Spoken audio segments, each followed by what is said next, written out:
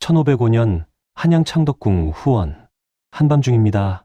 수백 개의 등불이 연못 위를 떠다닙니다. 비단 장막 사이로 여인들의 웃음소리가 새어나옵니다. 그 한가운데 한 남자가 술잔을 들고 있습니다. 그의 앞에는 전국에서 끌려온 만명의 여인이 있습니다. 그는 조선의 왕입니다.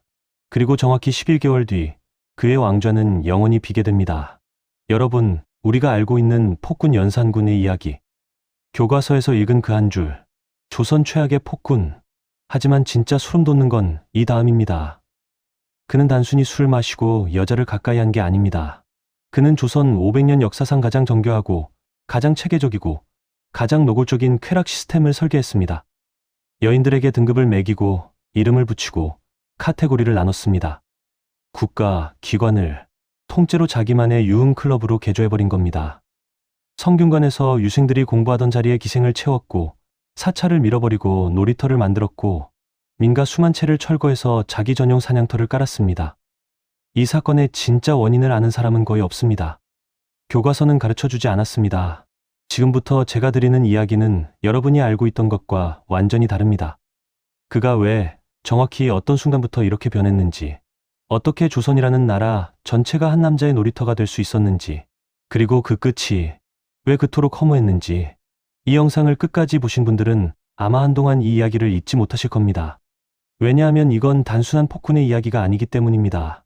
이건 권력이 인간에게 무엇을 할 수 있는지, 그리고 상처받은 인간이 권력을 주면 세상이 어디까지 망가질 수 있는지에 대한 가장 적나라한 실험 보고서입니다. 이 채널은 세상이 감추거나 우리가 교과서 한 줄로 넘겨버린 이야기들을 파헤칩니다. 역사의 어둠 속에 묻힌 진실, 누군가 의도적으로 지워버린 이야기들을요. 이런 이야기가 더 궁금하시다면 구독 한번 눌러주시면 여러분의 피드에 이런 영상들이 계속 찾아갑니다. 알림 설정까지 해두시면 놓치는 이야기 없이 전부 챙기실 수 있습니다. 자, 다시 돌아가겠습니다. 이야기는 1476년 창덕궁의 한 산실에서 시작됩니다. 1476년 음력 11월, 창덕궁 깊은 곳, 산실의 문이 닫혀 있습니다. 안에서 여인의 신음소리가 들리고 뜨거운 물을 나르는 궁녀들의 발걸음이 분주합니다. 밤 공기는 차갑고 촛불이 흔들립니다. 그리고 아이 울음소리가 터져 나옵니다. 성종의 아들, 원자, 왕세자가 될 아이. 훗날 조선 역사에서 가장 저주받은 이름으로 불리게 될 이웅이 세상에 눈을 뜹니다. 궁 안은 축하 분위기로 가득했을 겁니다. 왕에게 아들이 태어났으니까요. 종묘사직을 이을 핏줄이 생겼으니까요. 그런데 이 아이의 탄생 뒤에는 이미 비극의 씨앗이 깊이 심어져 있었습니다. 그의 어머니 윤씨, 숙이라는 후궁 자리에서 시작하여 성종의 총애를 등에 업고 왕비의 자리까지 올라간 여인. 기록에 따르면 그녀는 대단히 아름다웠습니다. 성종은 그녀에게 깊이 빠져 있었고 다른 후궁들의 처소를 찾지 않을 정도였다고 합니다. 하지만 궁이라는 곳이 어떤 곳입니까? 수십 명의 후궁이 한 남자를 두고 경쟁하는 곳. 대비들의 눈치, 상궁들의 속삭임, 보이지 않는 줄다리기가 24시간 이어지는 곳. 벽에도 귀가 있고 미소 뒤에 칼이 숨겨진 곳. 윤 씨는 점점 예민해졌습니다. 질투가 심해졌습니다. 다른 후궁의 처소에서 돌아온 성종에게 소리를 질렀습니다. 궁 안에 물건을 집어던졌습니다. 그리고 결정적인 사건이 터집니다. 성종의 얼굴에 손톱 자국을 남긴 겁니다. 용한 왕의 얼굴, 조선이라는 나라에서 하늘이 내린 임금의 얼굴에 상처를 내는 것. 그것은 단순한 부부싸움이 아니었습니다. 그것은 왕권에 대한 모독이었습니다. 국법이 용납하지 않는 행위였습니다. 인수대비가 움직입니다. 성종의 어머니, 조선 최강의 시어머니. 그녀는 이 며느리를 처음부터 탐탁지 않게 여겼습니다. 윤 씨는 폐위됩니다. 왕비의 자리에서 끌려 내려옵니다. 궁에서 쫓겨나 사가로 내쳐집니다. 그리고 1482년 사약이 내려집니다. 하얀 사발에 담긴 독약. 윤 씨는 그것을 받아듭니다. 기록은 그녀의 마지막 순간에 대해 많은 것을 말해주지 않습니다. 울었는지 담담했는지 아들의 이름을 불렀는지 알 수 없습니다. 확실한 것은 하나. 이때 연산군의 나이 겨우 7살이었다는 것. 그리고 아무도 이 아이에게 어머니의 죽음을 알려주지 않았습니다. 아무도요. 네, 어머니는 일찍 돌아가셨다. 이 말조차 해주지 않았습니다. 그의 어머니가 누구였는지 자체를 궁 전체가 함구했습니다. 인수대비가 입단속을 했습니다. 발설하는 자는 죽음이었습니다. 이 비밀은 무덤까지 가져갈 예정이었습니다. 7살 아이는 묻지 못했습니다. 10살이 되어도, 15이 되어도, 20살이 되어도 궁 안에 모든 사람이 알고 있는 비밀을 정작 당사자만 모르는 채 자라난 겁니다. 아이는 왕세자 교육을 받았습니다. 사서삼경을 읽고 서예를 익히고 제왕학을 배웠습니다. 신하들 앞에서 예법을 갖추는 법, 정사를 논하는 법, 왕이 되는 법을 훈련받았습니다. 겉으로는 모든 것이 완벽해 보였습니다. 총명한 왕세자, 안정된 왕위 계승, 조선의 밝은 미래. 이때까지만 해도 모든 것은 완벽해 보였습니다. 하지만 이미 그 안에는 균열이 시작되고 있었습니다. 어머니 없이 자란 아이의 가슴 속에 아무도 들여다보지 않은 어둠이 조용히 그러나 확실하게 자라나고 있었습니다. 1494년 12월 성종이 승하합니다. 19살의 왕세자가 곤룡포를 잇습니다. 연산군 조선의 제10대 왕으로 즉위합니다. 즉위 초반 그는 의외의 모습을 보여줍니다. 나름 정사에 관심을 보이고 신하들의 상소를 읽고 경연에 참석하고 대신들은 조심스럽게 고개를 끄덕였습니다. 괜찮은 임금이 되실 수도 있겠구나. 하지만 가까이서 지켜본 사람들은 알았습니다. 미세한 신호들이 있었다는 것을. 경연, 왕이 유학가들과 함께 학문을 토론하는 자리. 조선의 왕이라면 반드시 참석해야 하는 일종의 공부 시간이었습니다. 연산군은 이걸 죽도록 싫어했습니다. 처음엔 하품을 했습니다. 다음엔 참석 횟수를 줄였습니다.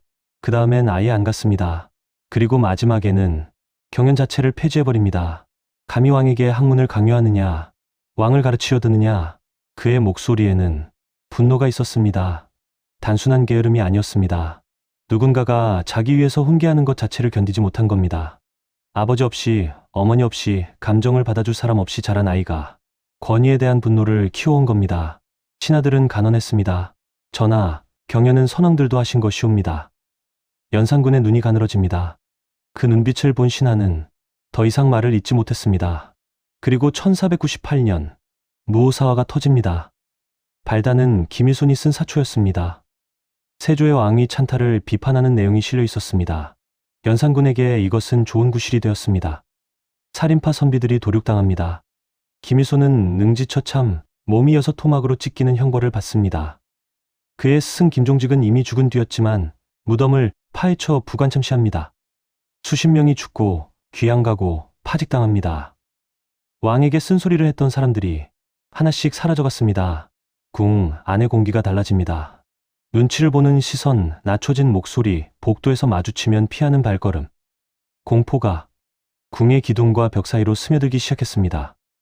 만약 이때 누군가 그를 멈출 수 있었다면, 만약 이때 신하들이 목숨을 걸고 단결했다면, 만약 이때 단 한 사람이라도 이 젊은 왕의 분노 뒤에 숨겨진 상처를 읽어냈다면 역사는 달라졌을까요?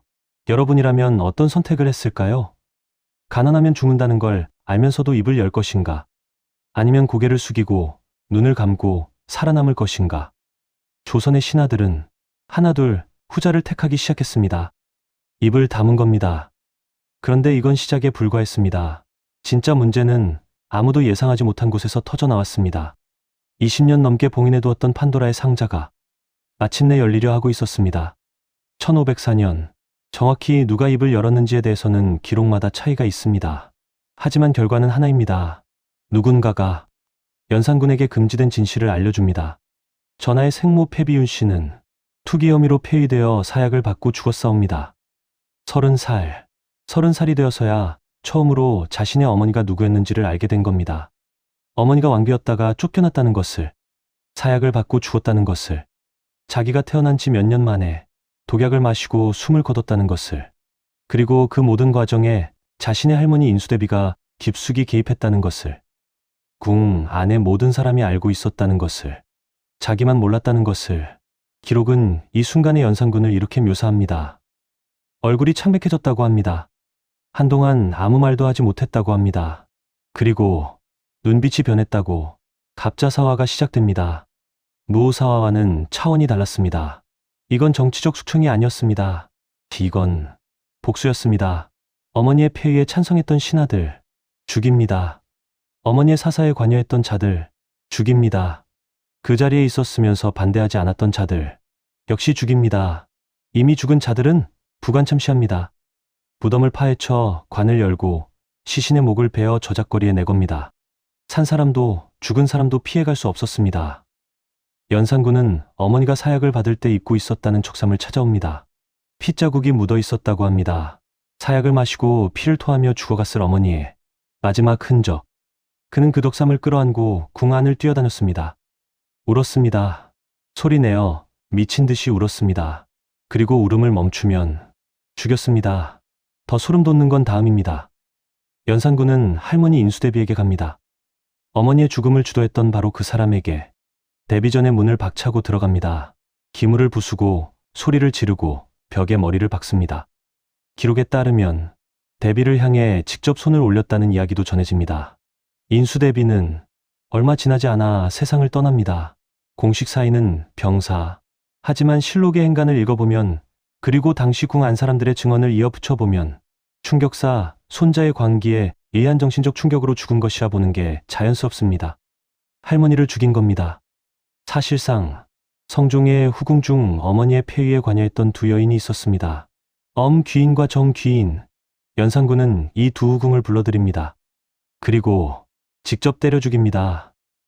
왕이 직접 자기 손으로. 기록에는 친히 난타하여 죽이고라 되어 있습니다. 왕이 직접 사람을 때려 죽이는 장면을 신하들은 고개를 숙이고 지켜봐야 했습니다. 아무도 말리지 못했습니다. 말리면 다음은 자기 차례였으니까요. 피가 묻은 손으로 다시 왕좌에 앉은 그는 이제 완전히 다른 존재가 되어 있었습니다. 그리고 여기서 한 가지, 많은 사람들이 모르는 사실이 있습니다. 이 광기의 한가운데서 연산군은 어머니의 위패 앞에 엎드려 밤새 울었다고 합니다. 복수를 끝낸 뒤에도 울음은 멈추지 않았습니다. 아무리 많은 사람을 죽여도 어머니는 돌아오지 않았으니까요. 그건 분노였을까요? 슬픔이었을까요? 아니면 30해 더 동안 억눌러왔던, 이름도 붙일 수 없는 모든 것이 한꺼번에 터져 나온 것이었을까요? 아마 지금 여러분도 같은 생각을 하고 계실 겁니다. 이 남자는 괴물인가?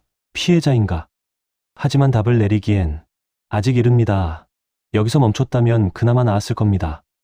복수가 끝났으면, 슬픔을 사귀고 왕으로서의 길을 다시 찾았다면 역사는 그를 다르게 기록했을 수도 있습니다. 하지만 운명은 한 가지를 더 준비해두고 있었습니다. 아니, 정확히 말하면 연산군 자신이 선택한 겁니다. 복수의 칼을 내려놓은 그의 손이 이번에는 술잔을 집어듭니다. 그리고 그 술잔은 조선이라는 나라를 통째로 삼켜버리게 됩니다. 연산군이 명령을 내립니다. 조용히, 그러나 단호하게 전국 팔도에서 용모가 뛰어난 여인들을 뽑아 올려라.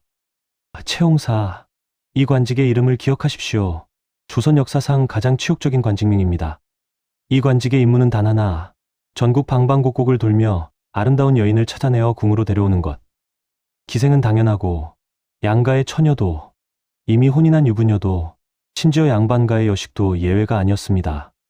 채홍사들이 전국으로 뿔뿔이 흩어집니다.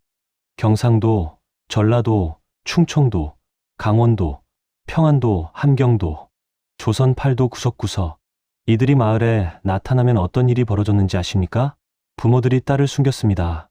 다락에, 광에, 산속에 급하게 혼인을 시켰습니다. 13살, 14살에 억지로 시집을 보냈습니다. 차라리 남의 집 며느리가 되는 게 궁에 끌려가는 것보다 나았으니까요. 어떤 부모는 딸의 얼굴에 일부러 상처를 냈습니다. 일부러 못생기게 만든 겁니다. 어떤 딸은 남장을 하고 산으로 도망쳤습니다. 그래도 잡혀갔습니다. 수백 명, 수천 명, 기록에 따르면 10,000명에 달하는 여인들이 창덕궁으로 끌려옵니다. 그리고 연산군은 이 여인들을 분류하기 시작합니다. 흥청싱칭. 이 이름 기억해 두십시오. 나중에 다시 나옵니다. 연산군이 직접 만든 이름입니다. 전국에서 뽑아온 기생 중에서도 최상급 미녀들에게 붙인 호칭. 흥을 돋우고 맑은 기운을 준다는 뜻. 이들의 역할은 왕의 연회에서 춤추고 노래하고 술시중을 들고 왕이 원하는 모든 것을 하는 것이었습니다. 운평. 그 다음 등급입니다. 궁녀들 중에서 선발된 여인들. 흥청보다는 한 단계 아래. 광희. 또 다른 등급. 연애의 분위기를 맞추는 역할. 등급이 있었습니다. 배치표가 있었습니다. 교대 시스템이 있었습니다. 이것은 충동적인 방탕이 아니었습니다. 이것은 즉흥적인 유흥이 아니었습니다. 이것은 설계된 쾌락이었습니다. 국가 시스템을 이용한 체계적이고 조직적인 쾌락 인프라. 왕궁이라는 국가 최고 기관이 한 남자의 개인 유흥 클럽으로 변주된 겁니다.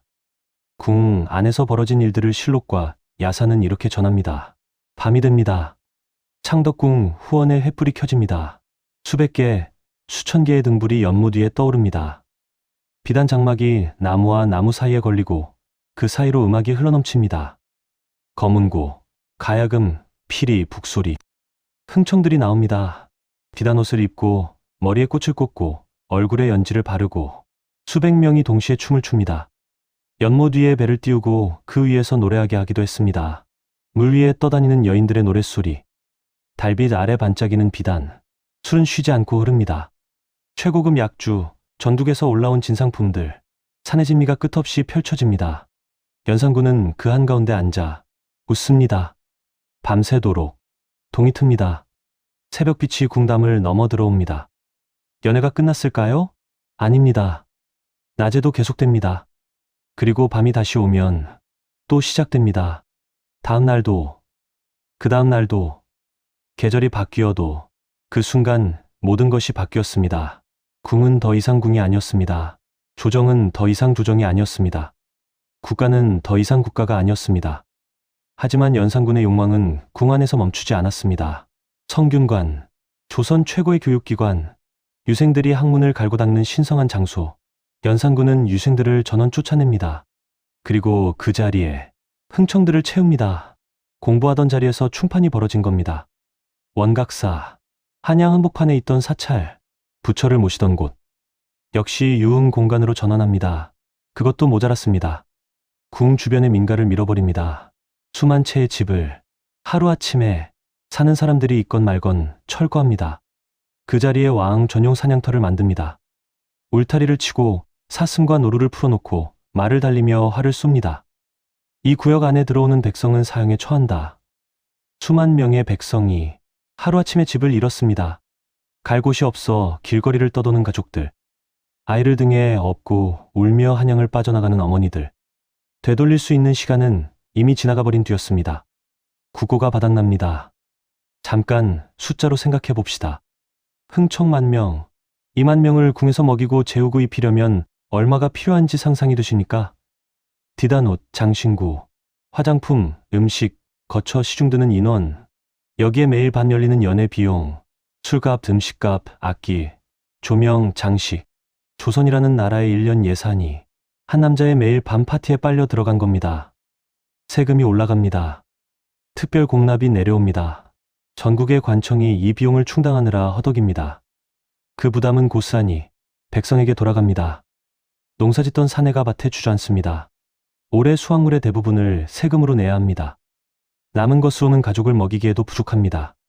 그리고 동시에 그 사내의 딸은 지금 창덕궁 어딘가에서 왕의 연애를 위해 춤 연습을 하고 있습니다. 기록은 이렇게 전합니다. 민간에서 딸을 낳으면 탄식하고 채용사가 온다는 소문에 밤새 도망치는 일이 비일비재하였다. 딸을 낳으면 탄식하는 나라, 딸이 태어나면 기뻐하는 게 아니라 두려워하는 나라. 한 나라의 왕이 그 나라 백성들에게 공포의 대상이 된 겁니다. 그리고 이 모든 것을 지켜보면서도 입을 열 수 있는 사람은 아무도 없었습니다. 가난하면 죽었으니까요. 연산군은 조선의 권력 견제 시스템을 완벽하게 무력화했습니다. 홍문관 왕의 정책을 검토하는 기관, 무력화. 차관원 왕에게 간언하는 기관, 무력화. 사원부 관리를 감찰하는 기관, 무력화. 3, 4. 조선이 200년에 걸쳐 세심하게 만들어온 권력 견제 장치가 한 사람에 의해 완전히 박살난 겁니다. 그리고 한 가지 더. 여러분, 이것 아십니까? 연산군은 한글 사용을 금지합니다. 왜?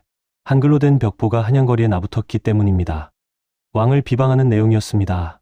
한문을 모르는 백성들도 읽을 수 있는 글. 한글이라는 것은 백성의 언어였으니까요. 연산군은 한글 교육기관을 폐쇄합니다. 한글로 된 책을 불태웁니다. 한글을 가르치거나 배우는 것 자체를 금지합니다. 백성의 목소리를 빼앗은 겁니다.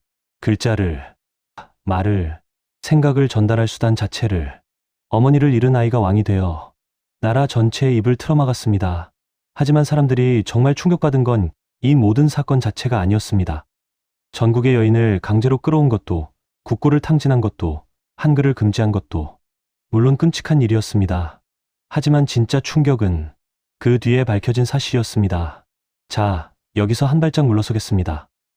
우리가 지금까지 본 것을 정리해 봅시다.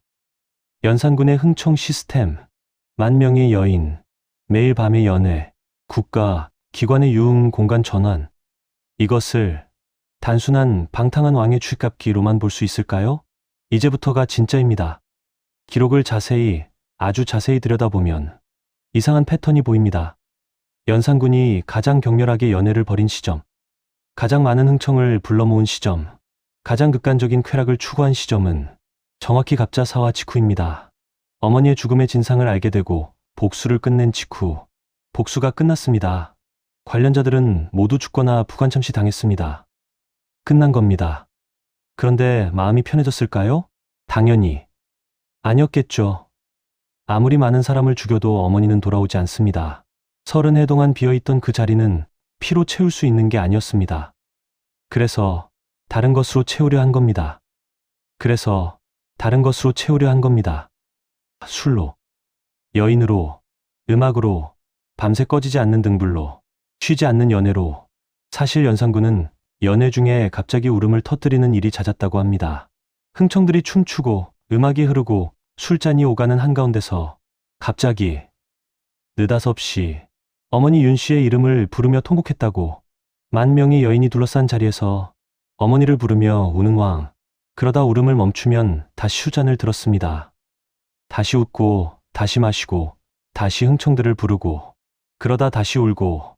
이것을 지금의 심리학 용어로 말하자면 그건 트라우마의 재현이었습니다. 해소되지 않은 슬픔의 무한 반복. 어린 시절 박탈당한 모성에 대한 끝없는 갈증. 만 명의 여인으로도 채울 수 없는 어머니 한 사람의 빈자리. 그의 쾌락은 쾌락이 아니었습니다. 그것은 비명이었습니다. 영상 초반에 말씀드렸던 것 기억하시나요? 궁 안의 모든 사람이 입을 다물었다. 아무도 이 아이에게 어머니의 진실을 알려주지 않았다. 사실 그건 연산군이 평생 풀지 못한 내듭의 시작이었습니다.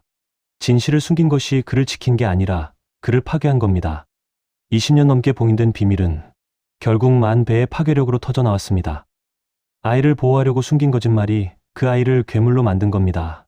그리고 두 번째 반전. 이건 더 불편한 이야기입니다. 연산군을 끌어내린 중종반정. 1506년 9월 2일. 우리는 이것을 어떻게 배웠습니까? 이로운 신하들이 폭군을 몰아내고 새 시대를 연 사건. 교과서에 그렇게 쓰여 있었습니다. 하지만 사실은 그게 전부가 아니었습니다. 반정의 핵심 세력, 박원종, 성희안, 유순정. 이 이름들을 기억하십시오. 이들은 순수한 의분으로 일어선 것이 아니었습니다. 기록을 파고들면 이들 중 상당수는 연산군의 다음 숙청 리스트에 이름이 올라가 있었습니다. 특히 박원종은 연산군이 공개적으로 불신의 눈초리를 보내고 있었던 인물입니다. 죽기 전에 먼저 움직인 겁니다. 생존이었지 정의가 아니었습니다. 그리고 반정 성공 후 이들이 어떻게 했는지 아십니까? 엄청난 규모의 공신 채권이 이루어집니다. 토지, 노비, 관직, 특권. 반정에 참여한 자들은 하룻밤 사이에 조선 최고의 권력자가 됩니다. 새왕 중종은 그들이 앉힌 왕이었습니다. 중종의 아내 단경왕후 신씨는 연산군의 처남의 딸이라는 이유로 폐위됩니다. 즉위한 지 7일 만에 중종은 아내를 지키지 못했습니다. 아니, 지킬 수 없었습니다. 반정 공신들이 허락하지 않았으니까요. 폭군을 끌어내린 건 사실입니다. 하지만 그것이 백성을 위한 것이었느냐 하면 이건 혁명이 아니었습니다. 쿠데타였습니다. 권력의 주인이 바뀌었을 뿐 구조는 그대로였습니다. 소름 돋는 건 이 이야기가 아직 끝나지 않았다는 겁니다. 연산군은 폐위된 후 강화도 교동으로 유배됩니다. 왕이었던 남자가 작은 섬의 초라한 유배지에 갇힙니다. 만 명의 흥청도, 밤새 타오른 등불도, 끝없이 흐던 술도, 전부 사라진 자리, 그리고 불과 2달 뒤 죽습니다. 31살. 공식 기록은 역질 전염병이라 했습니다. 하지만 당시에도 그리고 지금도 많은 역사학자들이 고개를 갸웃합니다. 폐왕이 유배된 지 2달 만에 병사? 반정. 세력 입장에서 폐왕이 살아있는 것 자체가 불안 요소인데 너무 깔끔하지 않습니까?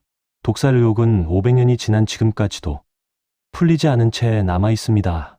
그의 마지막 순간에 대한 기록은 거의 남아 있지 않습니다. 교동이 유배지에서 그가 무엇을 보았는지, 무엇을 먹었는지, 밤에 잠은 잤는지, 마지막으로 누구의 이름을 불렀는지, 역사는 침묵합니다. 다만 한 가지, 흥청망청이라는 말, 여러분도 일상에서 쓰시죠? 돈을 흥청망청 쓰다, 시간을 흥청망청 보내다. 그 흥청이 여기서 나온 겁니다. 연산군이 만든 흥청, 바로 그 흥청에서 비롯된 말. 한 인간의 광기와 슬픔이 500년이 지난 지금까지 우리의 일상 언어 속에 살아 숨쉬고 있는 겁니다. 여러분이 흥청망청이라는 말을 쓸 때마다 500년 전 창덕궁에서 끌려와 춤을 추어야 했던 여인들의 그림자가 그 말 속에 깃들어 있는 겁니다. 이제 우리는 질문해야 합니다. 연산군은 정말 타고난 괴물이었을까요? 다시 처음으로 돌아가 봅시다. 7살의 어머니를 잃은 아이. 아니, 어머니를 잃었다는 사실조차 알지 못했던 아이. 진실을 알려주는 대신 침묵을 강요한 어른들. 감정을 표현하면 혼나는 궁. 사랑을 달라고 손을 내밀 수 없는 환경. 그 아이에게 세상에서 가장 강력한 권력을 쥐어준 겁니다. 상처를 치유할 기회 없이, 슬픔을 처리할 도구 없이, 한계를 설정해 줄 사람 없이. 물론 그것이 만 명의 여인을 강제로 끌어온 것을 정당화하지는 않습니다. 백성의 삶을 파괴한 것을 면죄하지도 않습니다. 한글을 빼앗고 입을 막고 사람을 죽인 것을 용서할 이유는 어디에도 없습니다. 절대로. 하지만 이 이야기가 우리에게 진짜로 묻고 있는 것은 연산군의 죄를 용서할 것이냐가 아닙니다. 이 이야기가 묻는 건 이겁니다. 권력을 가진 인간이 부서져 있을 때 그 파편은 누구에게 튀는가? 견제 시스템이 무너진 국가에서 한 사람의 관계는 어디까지 번질 수 있는가? 그리고 진실을 숨기는 것이 정말로 누군가를 보호하는 것인가? 만약 여러분이 그 시대의 신하였다면 다른 선택을 할 수 있었을까요? 목숨을 걸고 간언했을까요? 어린 왕세자에게 어머니의 진실을 말해줬을까요? 정말로요? 우리는 지금도 권력 앞에서 침묵하는 순간들을 목격합니다. 잘못을 알면서도 고개를 돌리는 순간들을, 내가 나서봤자 하며 입을 닫는 순간들을, 불편한 진실을 때가 되면 알게 되겠지 하며 미루는 순간들을, 그때 우리의 침묵이 무엇을 만들어내는지를. 연산군의 시대는 520년 전에 끝났습니다. 하지만 연산군을 만든 구조는 과연 사라졌을까요? 상처받은 아이에게 권력을 쥐어주고 진실을 숨기고 견제 시스템을 무력화하고 모두가 침묵하는 그 구조가 정말로 지금 이 세상 어디에도 존재하지 않는다고 자신 있게 말할 수 있으십니까? 강화도 교동, 바람이 세게 부는 작은 섬입니다. 파도가 바위에 부딪히는 소리가 밤새 들립니다. 31살의 패왕은 그 바람 소리를 들으며 마지막 숨을 거두었습니다. 왕좌도, 흥청도, 비단도, 음악도, 수천 개의 등불도, 끝없이 흐던 술도, 아무것도 없는 곳에서 만 명의 여인 위에 군림했던 남자의 마지막 밤은 차가운 바닷바람과 파도 수리뿐이었습니다. 그의 무덤에는 능이라는 이름이 붙지 않았습니다. 조선의 왕이면 능이라 부릅니다. 하지만 그는 왕이 아니었으니까요. 폐위된 군이었으니까요. 묘무라 불립니다. 서울 도봉구 방학동, 주택가 뒷산의 작은 언덕, 사람들이 잘 찾지 않는 조용한 곳에 조그만 봉분이 하나 있습니다. 안내판이 없으면 그냥 지나칠 만한 크기. 한때 조선의 하늘 아래 가장 강력한 남자였던 사람의 마지막 주소가 아무도 찾지 않는 뒷산의 이름 없는 언덕이라는 것. 어머니를 찾아 평생을 울부짖었던 아이의 끝이 어머니의 무덤 근처에도 묻히지 못한 외로운 봉분이라는 것. 이 이야기는 단순한 과거가 아닙니다. 이것은 지금도 어딘가에서 반복되고 있는 현재입니다. 상처받은 인간이 권력을 쥐었을 때, 그 권력을 아무도 멈추지 못할 때, 진실이 숨겨지고 입이 막히고 견제가 사라졌을 때 가장 먼저 무너지는 것은 언제나 가장 약한 사람들의 삶이라는 것. 흥청망청, 우리가 아무렇지 않게 쓰는 이 네 글자 안에 500년 전 전국에서 끌려와 이름 대신 번호를 받았던 여인들의 비명이 묻혀 있습니다. 그 비명이 오늘도 우리 입에서 나오고 있습니다.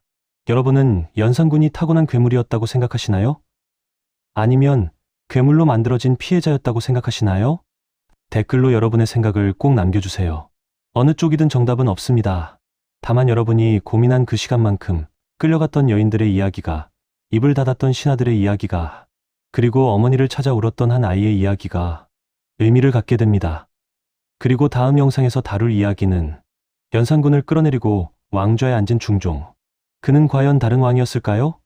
폭군의 뒤를 이은 성군이었을까요? 한 가지만 말씀드리겠습니다. 중종의 첫 번째 왕비에게 벌어진 일은 연산군의 이야기만큼 어쩌면 그보다 더 소름 돋는 이야기입니다. 즉위 7일 만에 쫓겨난 왕비, 단경왕후. 그녀가 평생을 기다린 것, 그리고 그 기다림의 끝에 있었던 것은 다음 영상에서 밝히겠습니다. 놓치지 않으시려면 구독과 알림 설정 꼭 부탁드립니다. 다음 영상에서 뵙겠습니다. 이 대본을 바탕으로 등장인물들 만들어줘.